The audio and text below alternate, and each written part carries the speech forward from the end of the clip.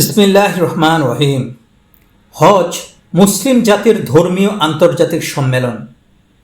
হজের সময় সারা পৃথিবী জুড়ে মুসলিম জাতির মাঝে ধর্মীয় এক বিশেষ উৎসবের আমেজ বিরাজ করে। তাই এটাকে ধর্মীয় আন্তর্জাতিক উৎসব বলা যেতে পারে। রাসূল সাল্লাল্লাহু আলাইহি সাল্লাম জীবনে হজ করেছেন মাত্র একবার, আর ওমরাহ পালন করেছেন 4 বার। তিনি হজ করেছেন 10ম হিজরিতে, আর ওমরাহগুলো সম্পাদন করেছেন ভিন্ন ভিন্ন সময়ে। প্রথম ওমরাহ করেছেন 6ষ্ঠ হিজরিতে জিলকদ মাসে, দ্বিতীয় ওমরাহ করেছেন 7ম হিজরিতে, তৃতীয়বার ওমরাহ করেছেন জিরানা থেকে, যেখানে তিনি হুনাইনের যুদ্ধের গনিমাত বন্টন করেছেন। আর শেষ ওমরাটি ছিল বিদায় হজের সাথে। ওমরার সফরগুলোতে রাসূল সাল্লাল্লাহু আলাইহি সাল্লাম কোনো সফরেই একাধিক ওমরা করেননি। প্রতি সফরে শুধুমাত্র একটি করে ওমরা সম্পাদন করেছেন। কিন্তু আমাদের দেশের প্রায় হাজিরা হজ বা ওমরার একটি সফরে একাধিক ওমরা করে থাকেন এবং এটাকে রীতিমতো উত্তম কাজ মনে করে থাকেন।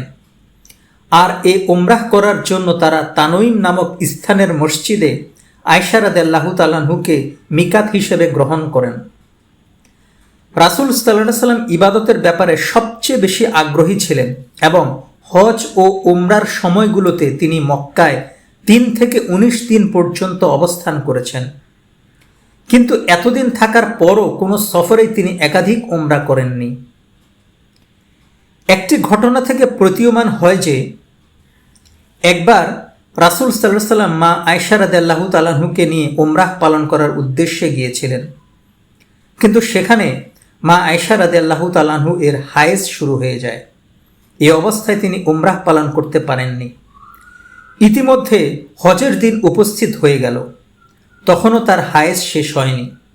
তারপর সুস্থ হলে রাসূল সাল্লাল্লাহু আলাইহি সাল্লাম তাকে উমরার ইহরাম বেঁধে দিয়ে ছেড়ে দিয়ে হজের ইহরাম বাঁধতে আদেশ দেন। এরপর তিনি হজের কাজ সম্পাদন করেন। তারপর তিনি রাসূল সাল্লাল্লাহু আলাইহি সাল্লামকে বললেন, হে আল্লাহর রাসূল সাল্লাল্লাহু আলাইহি সাল্লাম, আপনারা হজ ও উমরাহ পালন করেছেন, আর আমি শুধুমাত্র হজ পালন করেছি। মা আয়েশার অতি আগ্রহ দেখে রাসূল সাল্লাল্লাহু আলাইহি সাল্লাম তার ভাই আব্দুর রহমান বিন আবু বকর রাদিয়াল্লাহু তাআলা আনহুকে বললেন তিনি যেন আয়েশা রাদিয়াল্লাহু তাআলা আনহুকে সাথে নিয়ে তানঈম যান এবং সেখান থেকে ইহরাম বেঁধে উমরাহ করিয়ে আনেন। মা আয়েশা রাদিয়াল্লাহু তাআলা আনহু তাই করলেন। কিন্তু পরবর্তীতে কোন সাহাবী এটাকে দলিল হিসেবে গ্রহণ করে তানঈম থেকে বারবার ইহরাম বেঁধে এক সফরে একাধিক উমরা করেছেন এমন প্রমাণ হাদিসে পাওয়া যায় না। সাহাবাগণ রাসূল সাল্লাল্লাহু আলাইহি সাল্লাম এর সুন্নতের বাহিরে গিয়ে কোনো আমল করাকে পছন্দ করতেন না। আমিন।